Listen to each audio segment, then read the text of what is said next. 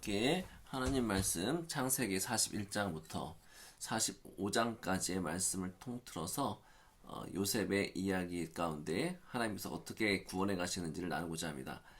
창세기 41장부터 45장까지는 요셉 이야기의 절정이고, 또한 인간의 죄와 상처를 넘어서 하나님의 구원 계획이 어떻게 완성되어 가는지 보여주고 있는 굉장히 중요한 본문입니다. 이 본문은 한 개인의 성공 이야기를 넘어서서 하나님께서 인간의 악과 실패마저 사용하셔서 생명을 살리는 구원의 길을 열어가신다라는 복음의 본질을 지금 선포하고 있는 내용입니다. 요셉은 오랜 감옥 생활 끝에 하루아침에 바로 앞에 서게 됩니다. 바로는 반복되는 두 개의 꿈으로 인해서 마음이 불안해졌고, 애굽의 모든 술객과 지혜자들이 그 뜻을 알지 못합니다. 그때 술 맡은 관원이 비로소 요셉을 기억해냅니다. 그가 있었지. 요셉은 감옥에서 나와 바로 앞에 섰지만 그는 자신을 드러내지 않습니다. 해석이 하나님께 있다라고 말합니다. 요셉은 이제 자기 자신의 지혜나 경험을 말하는 것이 아니라 모든 해석의 주권이 하나님께 있음을 분명히 말하고 있습니다. 어려움과 고통의 시간을 통과하며 요셉은 주권의 자리를 나 자신에게서 하나님께로 옮기는 성숙한 믿음의 사람이 된 것입니다. 하나님께서 그렇게 훈련시키신 것입니다. 요셉은 7년의 풍년과 7년의 흉년을 해석할 뿐만 아니라 다가올 위기에 대비할 지혜로운 정책, 그러니까는 모든 정책들을 꿈꾸며 제시하는 그 블루프린트를 형성하게 됩니다. 이러한 요셉을 지켜본 바로는 이 애굽의 위기를 타개할 리더가 바로 이 요셉임을 알게 됩니다. 한눈에 알아보게 되고 그를 애굽의 총리로 지명하게 됩니다. 그는 한 나라의 왕이고 그 당시에 어떻게 보면 가장 큰 제국의 왕인데, 그런 사람이 아무나 총리를 세우는 것이 아니라는 것입니다. 애굽의 이 총리가 요셉이라는 그 어떻게 보면 감옥에서 살고 있는, 감옥 가운데 있는 죄인의 모습에서 이 나라 전체를 다스릴 수 있는 총리의 모습을, 리더십을 그가 발견했다라는 것입니다. 그런데 우리가 중요한 사실을 알아야 되는 것은 이 요셉의 높아짐이 단순한 하나님께서 주신 보상이 아니라 섬김을 위한 자리라는 것입니다. 하나님은 요셉을 높이신 이유를 분명하게 보여주십니다. 그것은 요셉 개인의 명예를 위해서가 아니라 수많은 생명을 살리기 위함이라는 것입니다. 하나님이 주시는 형통은 언제나 공동체를 살리는 방향으로 흘러갑니다. 따라서 우리가 하나님께 받은 형통과 은사와 각종 선물로 교만의 자리로 가는 것이 아니라 영혼을 살리는 자리로 나아가야 한다는 것입니다. 그리고 마침내 이 애굽의 흉년이 시작되었고, 애굽뿐 아니라 가나안 땅까지 굶주림에 빠지게 됩니다. 그때 요셉의 형들이 곡식을 구하러 애굽으로 내려오게 되는데, 어떻게 보면 이 장면 굉장히 긴장된 순간입니다. 왜냐하면 자신을 이 노예로 팔았던 그 형들과 요셉이 만나는 장면이기 때문에 그렇습니다. 그런데 놀랍게도 형들은 요셉을 전혀 알아보지 못하고 있다는 것입니다. 그리고 모든 것들이 뒤바뀌는데, 권력을 가진 자와 생존을 구걸하는 자의 자리에서 과거가 뒤집혀버린다는 것입니다. 하지만 요셉은 더 이상 복수를 꿈꾸는 사람이 아니었습니다. 그는 정체를 숨기고 형들을 시험합니다. 하지만 요셉의 시험은 잔인한 보복을 위해서 하는 것이 아니라 형제들의 마음이 변화되었는지를 확인하는 과정이었습니다. 그는 막내 베냐민을 데려오게 하고 은자 사건을 통해서 다시 한번 형제들을 선택의 자리로 몰아넣습니다. 과거에는 요셉 한 사람을 희생시켜서 자신들의 안전을 지켰던 사람들이었습니다. 그런데 이제 그들은 다시 한번 약한 자 한 사람, 자기의 막내 베냐민을 버릴 것인가, 아니면 이제 우리가 이 어려움 시험 가운데에 공동체에 함께 책임을 질 것인가에 대한 갈림길에 서 있게 됩니다. 이 시험의 절정에 누가 나서냐면 바로 유다가 나선다라는 것입니다. 유다는 과거 요셉을 팔자고 제안했던 인물이었습니다. 그런데 그가 달라졌다라는 것입니다. 그는 베냐민 대신 자신이 요셉의 종이 되겠다고 말합니다. 그는 아버지 야곱의 마음을 이야기하며 더 이상 아버지를 상처 입힐 수 없다라고 호소한다는 것입니다.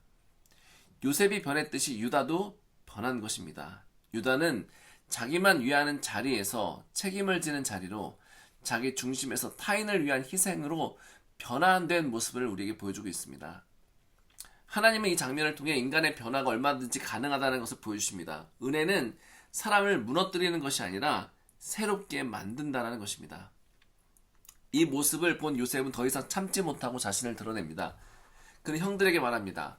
내가 당신들의 아우 요셉입니다. 그때 형들은 두려워 떨고 있습니다. 이제 우리 모든 것들이 끝났구나. 요셉이 우리가 팔았던 그 요셉이 우리에게 원수를 갚겠지. 그런데 요셉의 말은 예상과 전혀 다릅니다. 나를 이리로 보낸 이는 당신들이 아니요 하나님이십니다.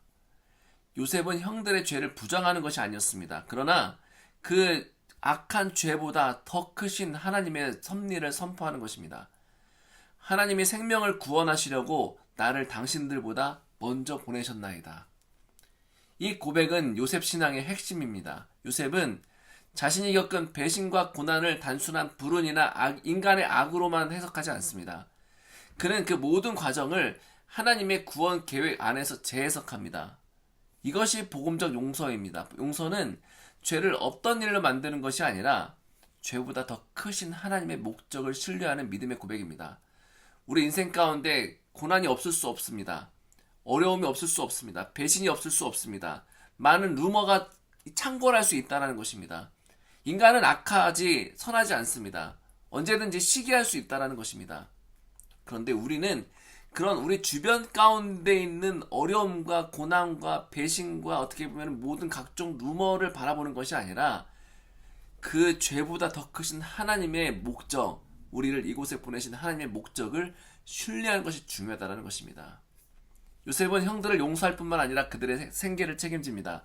그는 아버지 야곱과 온 가족을 애굽으로 초청합니다. 왜냐하면 아직 흉년이 끝나지 않았기 때문에 그렇습니다.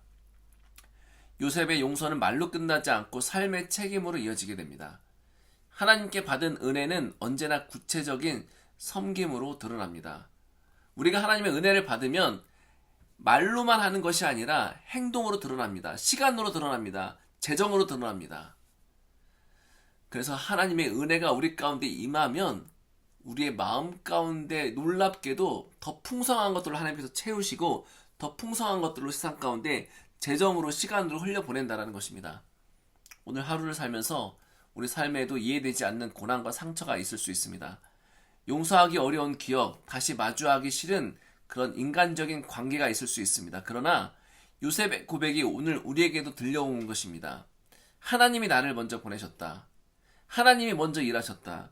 하나님이 이 모든 악보다도 먼저 큰 계획이 있으셨다라는 이 고백이 가능할 때 우리의 상처는 하나님의 구원 계획 안에서 새로운 의미를 갖게 됩니다. 오늘 이 하루도 하나님의 크신 계획을 신뢰하며 하나님의 뜻 가운데에 약속을 신뢰하며 용서와 생명의 통로로 살아가는 저와 우리 성도 여러분 되시기를 간절히 소망합니다. 함께 기도하겠습니다. 살아계신 하나님 감사드립니다. 오늘도 요셉의 인생을 통하여 그가 참 많은 배신과 고통과 억압 가운데 그리고 좌절과 실망의 순간 가운데 살았지만 요셉이 거기에 먹히지 않고 그 뒤에 계신 하나님, 그 너머에서 일하시는 하나님을 바라보며 그의 인생 자체가 어둠이 아니라 빛 가운데 들어가는 놀라운 은혜를 발견하였습니다. 살아계신 하나님, 우리 인생 가운데 많은 일들이 어렵고 힘들지만 그럼에도 불구하고 그 뒤에서 일하시는 하나님, 열심을 다해 주의 복음을 성취하시는 하나님, 주의 약속을 이루시는 하나님을 바라보며 우리가 다시 한번 감사와 기쁨으로 이 하루를 살아가는 귀한 성도님들 될 수 있도록 주님 인도하여 주옵소서. 특별히 우리가 만나는 사람마다 주의 복음을 전하는 귀한 복음의 전달자여 심부름꾼 되게 하여 주시고, 특별히 믿음으로 어렵고 힘들 때마다 믿음으로 고백하고 부르짖어서 하나님 우리의 삶이 더욱더 믿음으로 충만하고 믿음의 성숙한 자들 될 수 있도록 인도하여 주옵소서. 모든 것을 감사드리며 예수님의 이름으로 기도하였습니다. 아멘.